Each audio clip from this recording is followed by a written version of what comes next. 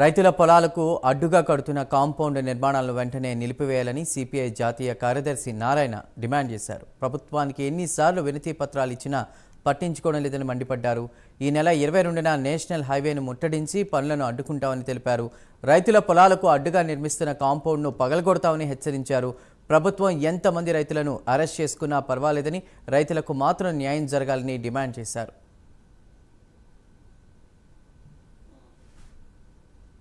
రెండో తేదీ రేపు ఎల్లుండికి అక్కడ రోడ్లు మొత్తం బంద్ చేద్దాం అనుకున్నాం.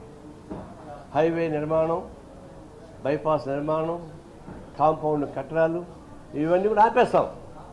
పెడితే రైతులందరినీ జైల్లో పెట్టండి, లేకపోతే రైతులకు వాళ్ళ పొలాలకు పోవడానికి ఉపయోగపడే పద్ధతుల్లో దారి ఇవ్వండి.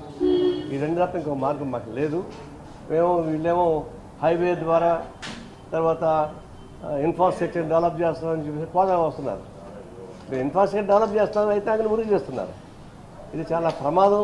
దీన్ని వెంటనే వాళ్ళ అధికారులు పంపించి ఆ కాంపౌండ్ కట్టనీయకుండా ఆపుతారా? ఆపండి. ఆపకుండా పోతే ఆ కాంపౌండ్ వాళ్ళని పగల కొడతాము, అక్కడ మిషన్లు కూడా పని చేయలేము. ఇది లా అండ్ ఆర్డర్ ప్రాబ్లమ్స్ కూడా ఫేస్ చేస్తాము. ఎంతమంది రైతులు అరెస్ట్ చేస్తే చేసుకోండి. హైవే అథారిటీ ఆఫ్ ఇండియా భారతదేశంలో రైతుల దగ్గర నుంచి భూమి కొనుగోలు చేసి బలవంతంగా కానీ తక్కువ రేట్లో కానీ రోడ్లు వేస్తున్నారు. ఆ రోడ్లు వేసే వాటిల్లో ఇది Thachur to Chittoor 716 number, Thachur to Chittoor. అది చిత్తూరు నుంచి ప్రారంభించబడి తమిళనాడులో ఉన్నటువంటి గుమ్మడిపల్లి మీదుగా పోతుంది. అయితే ఈ హైవే నిర్మాణానికి సంబంధించి రైతులు నా భూమి కూడా 2 ఎకరాలు పోయింది, తక్కువ రేట్లో ఇచ్చారు. సో హైవే వేస్తే మంచిది అనుకున్నాం. కానీ హైవే పక్కన